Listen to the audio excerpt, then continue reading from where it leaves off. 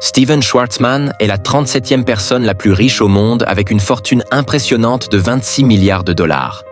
La première règle est de ne pas perdre d'argent. Il côtoie les leaders les plus puissants du monde, mais il n'est pas un nom très connu. En dehors du monde de la finance, peu de gens ont entendu parler de lui. Alors, comment l'une des personnes les plus influentes et les mieux connectées reste-t-elle dans l'ombre ? Comment a-t-il amassé une fortune aussi colossale et le pouvoir de décrocher un rendez-vous avec n'importe quel président quand il le souhaite ? Un mot, Blackstone. Blackstone est le plus grand empire d'investissement alternatif au monde, l'une des sociétés de capital investissement les plus puissantes. Son influence est vaste et Schwarzman est confortablement assis sur le trône. Mais ça n'a pas toujours été ainsi.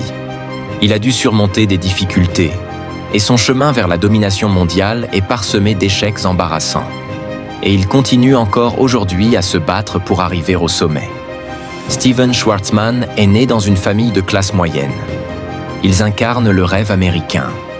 Grâce au travail acharné et à la volonté, ils ont construit une entreprise de vente d'articles ménagers à partir de rien, qui est devenue l'une des plus prospères de la région. L'esprit d'entrepreneur coule visiblement dans les veines de Steven. À 14 ans, il fonde sa propre entreprise de tonte de pelouse, où ses frères tondent et lui trouvent des clients. Il vend également des bonbons de porte en porte, mais passe la majeure partie de son temps dans le magasin familial, où il effectue des tâches diverses pour 10 cents de l'heure. Son père, Joseph, a hérité du magasin de son propre père. Cependant, Steven déteste le magasin. Les tâches répétitives qu'il y effectue pendant des années lui semblent dégradantes, mais il reconnaît malgré tout le succès de l'entreprise familiale. Pourtant, lorsqu'il propose des plans d'expansion à son père, ce dernier refuse d'entendre parler de ses idées.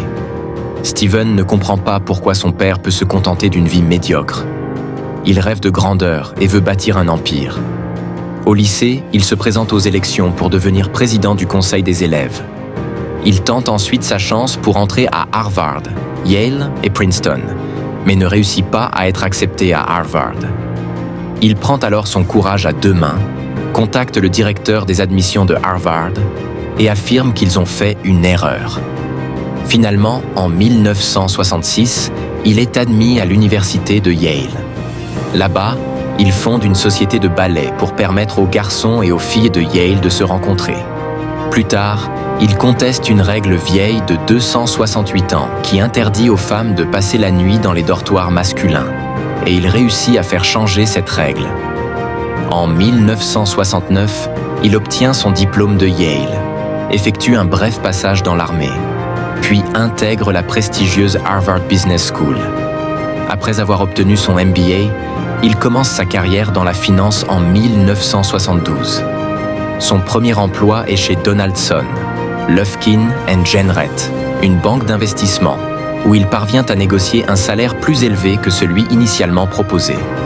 Plus tard, il rejoint Lehman Brothers, où il subit une formation rigoureuse et des critiques sévères, mais il persévère et grimpe rapidement les échelons. Sous la direction de Pete Peterson, le nouveau PDG de Lehman Brothers, Steven Schwarzman gravit rapidement les échelons au sein de l'entreprise. En 1978, après seulement 6 ans chez Lehman, il devient associé. Cependant, des luttes de pouvoir au sein de la société conduisent au départ de Peterson. Et malgré la situation difficile, Schwarzman réussit à maintenir l'entreprise à flot. Mais après avoir aidé à la vente de Lehman Brothers à American Express, Schwarzman décide qu'il est temps de partir. Avec Peterson, il fonde Blackstone en 1985. Bien que leur début soit modeste, l'entreprise finit par devenir l'une des plus grandes firmes de capital investissement au monde. Au fil des ans, Blackstone réalise d'importants investissements dans divers secteurs, dont l'immobilier, et devient un acteur incontournable sur la scène mondiale. Aujourd'hui, avec des actifs sous gestion s'élevant à des centaines de milliards de dollars, Blackstone est un géant de l'industrie, et Schwarzman continue de diriger l'entreprise avec succès. L'histoire de Steven Schwarzman montre que le succès n'est jamais facile à atteindre. Il a dû surmonter de nombreux obstacles, mais grâce à sa détermination et à son ambition, il a réussi à bâtir un empire financier et à s'imposer comme l'une des personnalités les plus influentes du monde.